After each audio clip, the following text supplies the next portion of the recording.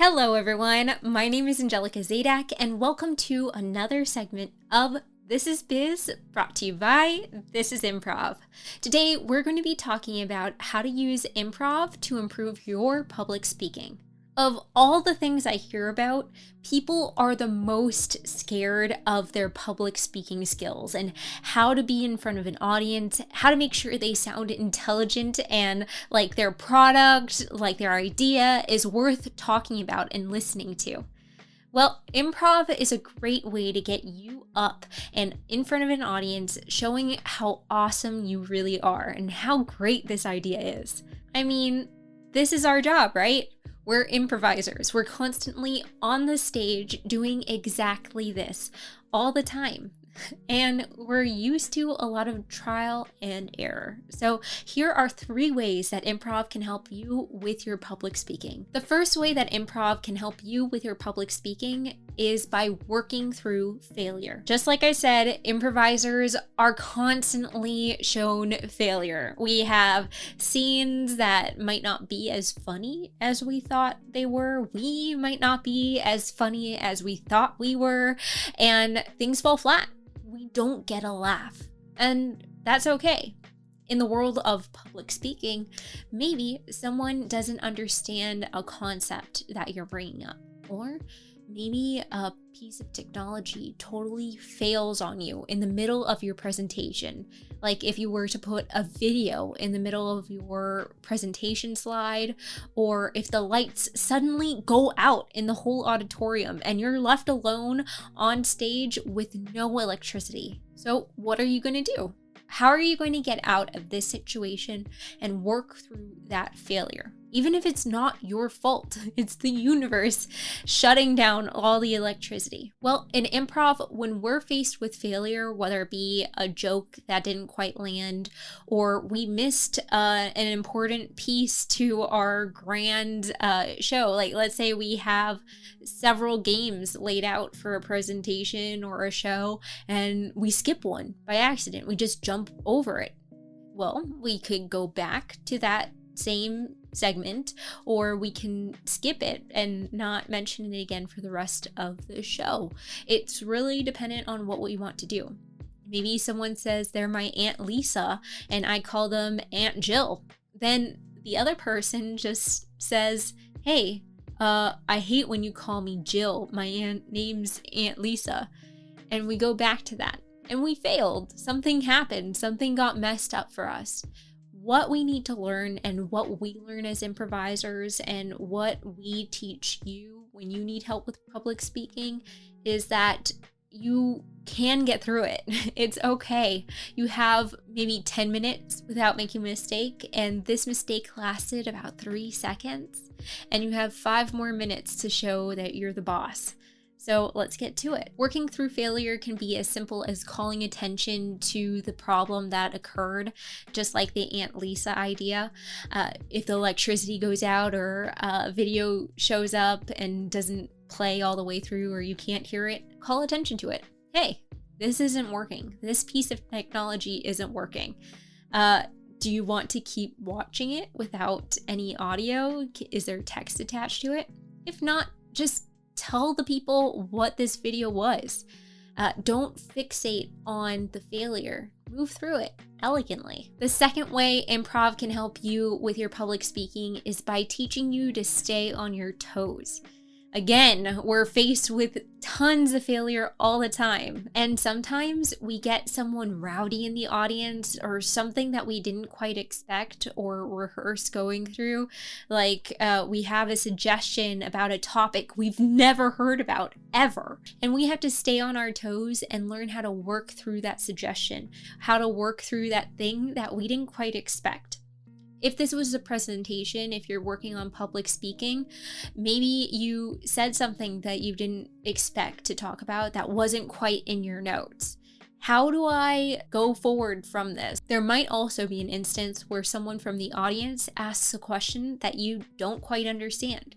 You don't quite know the answer to.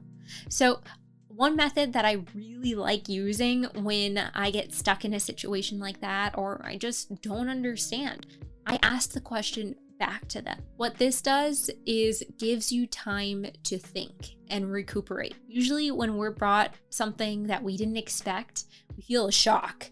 And so we can't really move forward because we're in that shocked state. By asking the question, it gives us time to think about the answer again to that question and to recuperate, bringing it back to the person. Maybe you have a different angle that you can ask that question from, or you simply don't understand and you can't answer the question. And letting them know that as well can help you, instead of giving them an answer that isn't quite right and them knowing that it's not quite right and having to deal with that later on. Staying on your toes can also make the presentation a lot more entertaining. If you involve the audience and have them interact with you during your presentation, again, it's asking questions, it's incorporating the audience's thoughts, it's turning the tables. So your presentation, your public speaking is more immersive and you don't have to worry about constantly being in the spotlight. You're putting others in the spotlight, which takes a little of the tension off of you. And that brings me to the third way improv can help with your public speaking skills. And that's by utilizing the concept of show, don't tell. In improv, we have to take ideas, take suggestions, and turn them into fantastical stories on the stage in the moment. We do that a lot of the time by having big movements, grandiose characters on the stage, showing the audience what's going on, whether it be building in an environment and not saying, hey, I'm picking up a cup, I'm drinking from the cup, putting down the cup. How was that?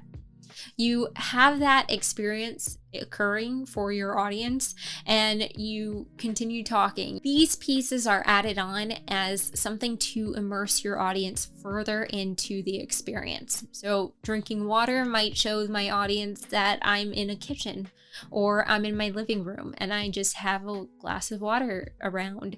I don't have to say I am drinking my glass of water. Just like if you're giving a presentation, you don't necessarily have to explain every single detail.